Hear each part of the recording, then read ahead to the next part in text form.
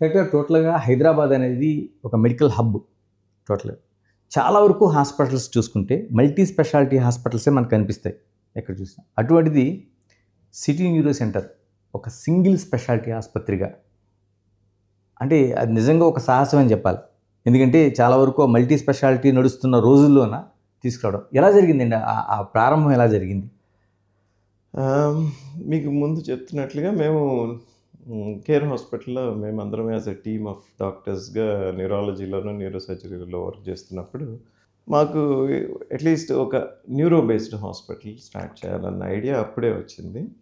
ఆహ్, సో, అందరము ఫ్రెండ్స్ అవ్వటము, దాంతోని అందరము ఈ న్యూరాలజీ, న్యూరో సర్జరీలోనే ఉండటము, దాంతోని న్యూరో బేస్డ్ హాస్పిటల్ ఎందుకు స్టార్ట్ చేయకూడదు అన్నట్లే మేము స్టార్ట్ చేసినాము. దానికి తోడు అంతకుముందే ఒక్కటి న్యూరో హాస్పిటల్ హైదరాబాద్‌లో రన్ అవుతుండేది. సక్సెస్‌ఫుల్‌గానే రన్ అయింది.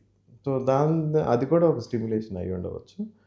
ఆహ్, రెండవదేంటంటే ఒక న్యూరో బేస్డ్ సింగిల్ స్పెషాలిటీ హాస్పిటల్‌కి పోయినప్పుడు మన ఫోకస్ అంతా కూడా ఈ డిపార్ట్‌మెంట్‌ని ఎట్లా ఎలివేట్ చేయాలా? ఇందులో న్యూ టెక్నాలజీస్ ఏమున్నాయి? అవి హ్మ్. ఎట్లా తీసుకురావాలా?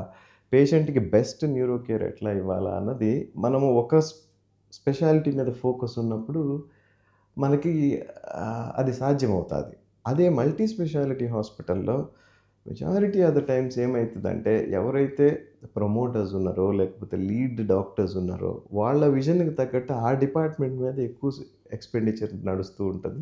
ఓకే. మిగిలిన స్పెషాలిటీస్ కొంత వెనకబడి ఉంటాయి. అట్లా కాకుండా ఇప్పుడు సింగిల్ స్పెషాలిటీ పెట్టినప్పుడు ఏమైతదంటే ఫోకస్ అంతా అదే స్పెషాలిటీ మీద ఉంటది.